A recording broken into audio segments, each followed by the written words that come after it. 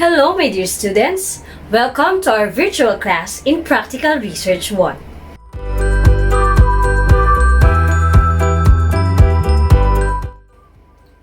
The following are the different most essential learning competencies and specific objectives that you have to achieve at the end of the lesson. Future researchers must be aware that there are some rules, formats, as well as ethical standards that must be followed in preparing a sound and relevant related literature and studies.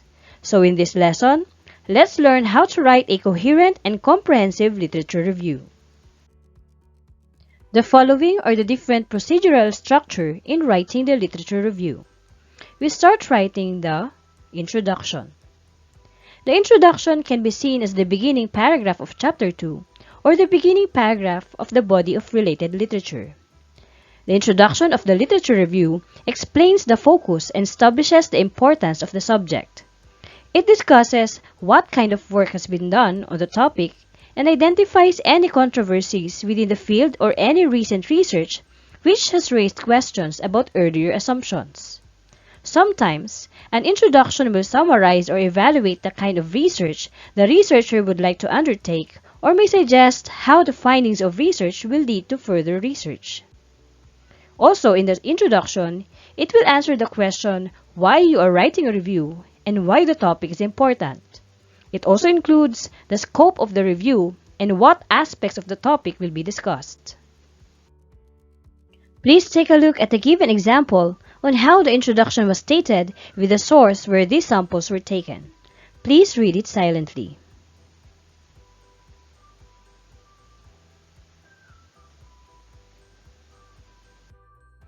The next part is the body. The body of related literature is often divided into major headings and subheadings. Each body paragraph should deal with a different theme that is relevant to your topic.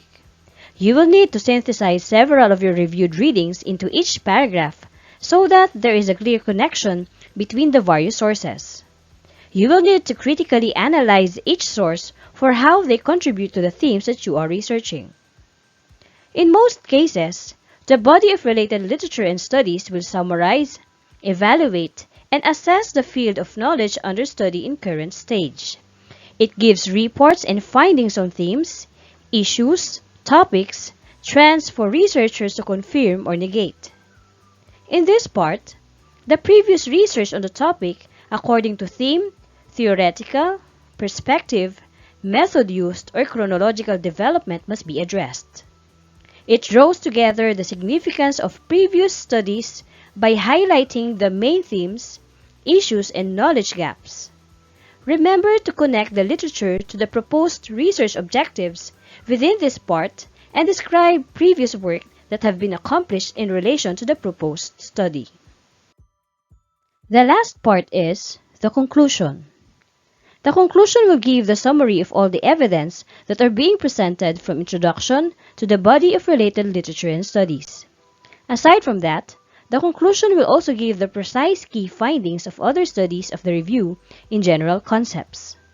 This is often expressed in a single paragraph, which provides the summary statement of the overall state of knowledge about the topic. Your conclusion should give a summary of the main agreements and disagreements in the literature, any gaps or areas for future research, and your overall perspective on the topic. The conclusion for review of related literature is different from the conclusion of the entire research findings of your study. This conclusion is specifically for the review of related literature. It consists of one paragraph only, summarizing the main points of all the research findings, theories, and models used in the study or in your research paper. This section should reconnect the ideas to the introduction. It should also establish the potential significance or importance of the proposed study. Please read silently the given example in concluding the review of related literature and studies.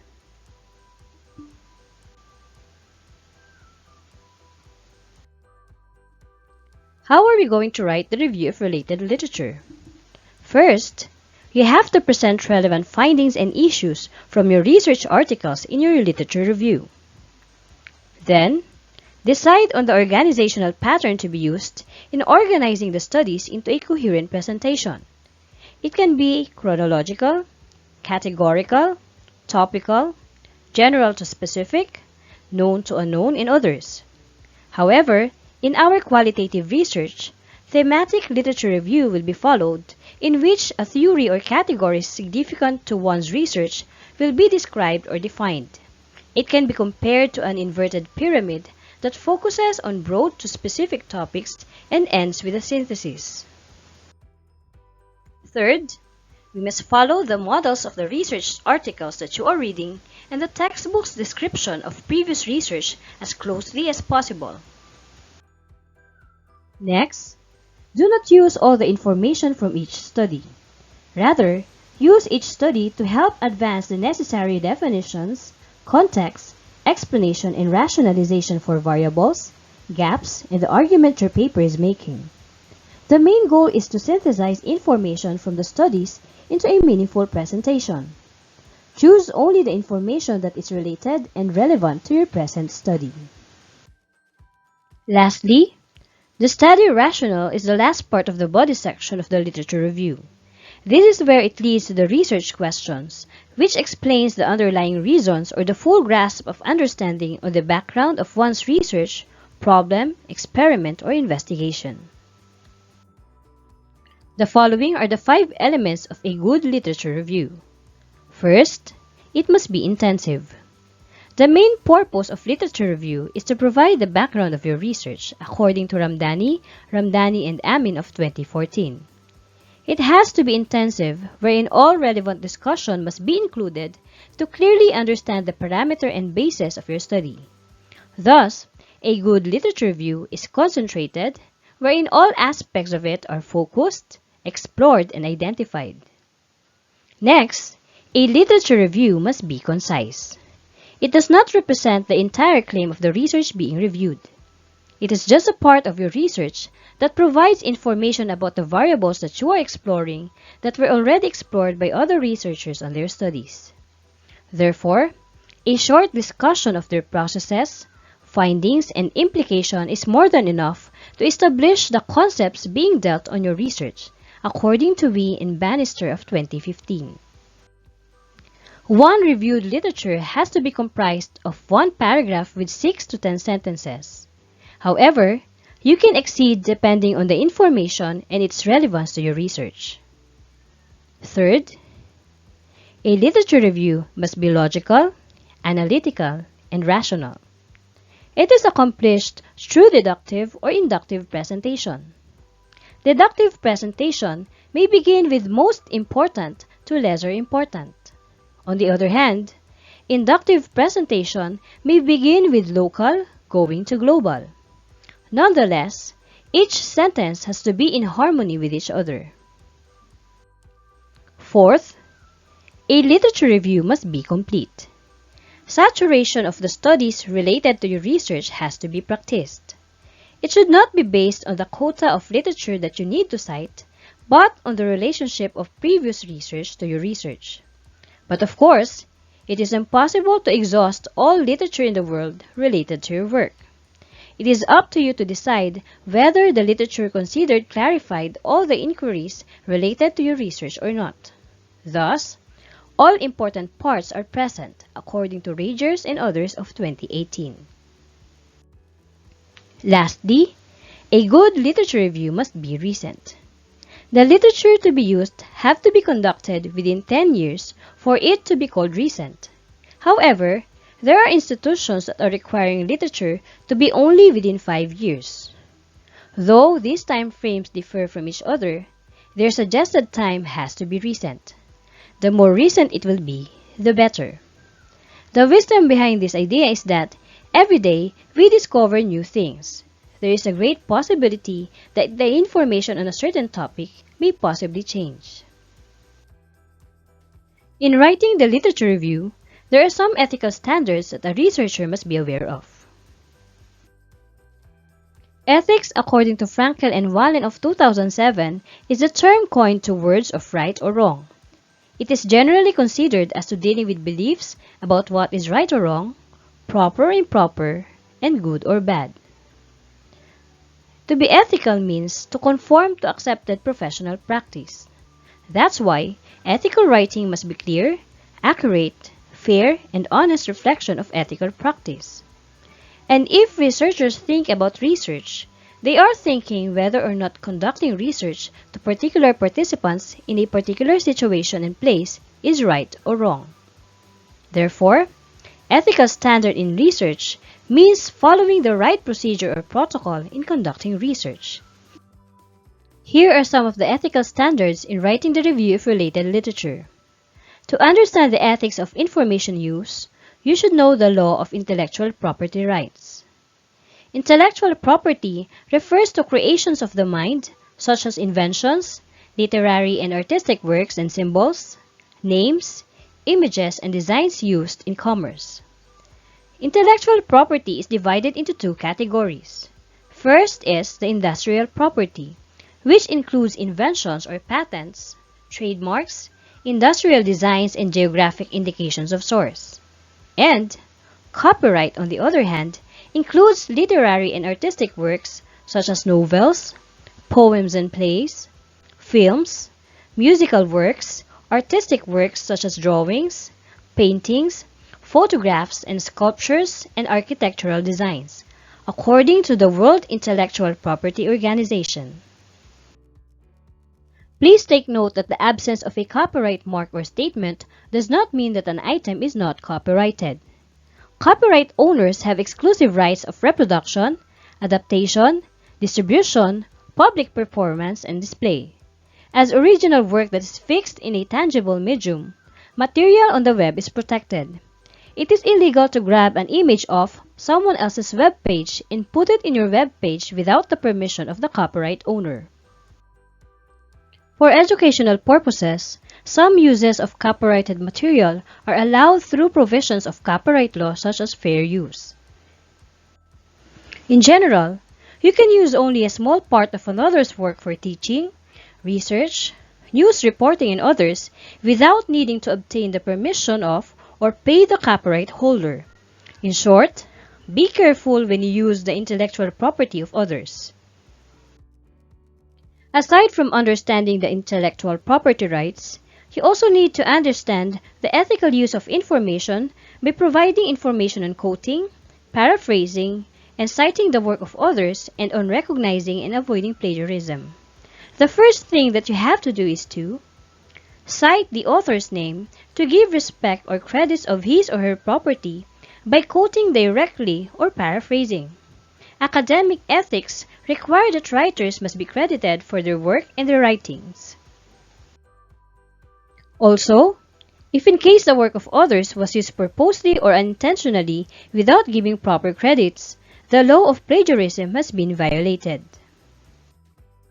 Moreover, bibliography or references is a good evidence to support that the review of related literature demonstrated scholarly materials with credible evidence. Also, when citing other people's literary work, use direct quotation by putting quotation in the entire words and cite source. If other people's literary words will be paraphrased, cite the source. If others' ideas were used, cite the names of those who gave those ideas. In one way or another, research misconduct may happen. Therefore, as future researchers, all of you must be aware what research misconduct is. Research misconduct means fabrication, falsification, or plagiarism in proposing, performing, or reviewing research or in reporting research results. When we say fabrication, it is making up data or results and recording or reporting them. Falsification, on the other hand, is manipulating research materials, equipment, or processes, or changing or omitting data or results such that the research is not accurately represented in the research record. Plagiarism is the appropriation of another person's ideas, processes, results, or words without giving appropriate credit.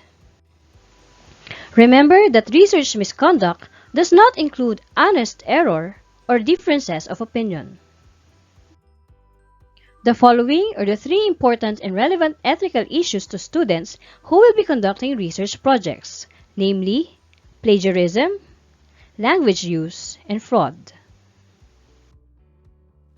When we say plagiarism, it is described as a practice that involves knowingly taking and using another person's work and claiming it, directly or indirectly, as your own, according to Neville of 2007. It may be blatant or technical. When we say blatant plagiarism, it is an act in which the writer tries to deceive the teacher or readers, either for a grade or a claim, into believing that he or she is totally responsible for or originator of the content. When we say technical plagiarism, it occurs when the writer is not trying to cheat or deceive, but fails to follow accepted methods of using and revealing sources. The following are some of the specific forms of plagiarisms as identified by plagiarism.org in What is Plagiarism, which can be classified as either of the two mentioned earlier. First, turning in someone else's work as your own, copying words or ideas from someone else without giving credit, failing to put quotation in quotation marks. Next, giving incorrect information about the source of quotation, changing words but copying the sentence structure of a source without giving credit, copying so many words or ideas from a source that it makes up the majority of your work, whether you give credit or not. In addition to this, Galvan emphasized that plagiarism takes place when using another writer's words without proper citation, using another writer's ideas without proper citation, citing a source but reproducing the exact word without quotation marks, borrowing the structure of another author's phrases or sentences without giving the source, borrowing all or part of another student's paper, and using paper writing service or having a friend write the paper. Aside from plagiarism, proper use of language must also be considered. Racially charged, sexist, offensive language and tendencies must be avoided, according to the University of Richmond of 2017. As a writer, it is one's ethical responsibility to be sensitive to the sensibilities of the audience or readers. The following guidelines may be used for language use in writing. First, do not make sweeping generalizations about a specific gender, ethnic minority, or any other category of people. Also, when referring to racial groups, use accurate and politically correct terminology. Moreover, for overly inclusive racial terms such as Asian or Hispanic, be more specific by using terms such as Japanese, Chinese, and Filipino. Racial titles such as Black should be capitalized. In addition to this, you have to avoid sexist phrasing such as gender-oriented diction and remain conscious of how you refer to individuals, even fictitious characters. When referring to individuals with physical impairments, always place the description after the subject, and omit language associated with negative stereotypes. Aside from the aforementioned ethical issues, another temptation that may be committed by future researchers is fabricating data or results just to get over the coursework or school requirement known as fraud. Therefore, ethical obligations involved and serious consequences must be observed once a writer or research commits fraud. The following must be observed by a writer or future researcher. First is honesty. Honestly report data, results, methods and procedures, and publication status. Do not fabricate, falsify, or misinterpret data. Do not deceive colleagues, research sponsors, or the public. Next is objectivity. Strive to avoid bias in experimental design, data analysis, data interpretation, peer review, personal decisions, grant writing, expert testimony, and other aspects of research where objectivity expected or required.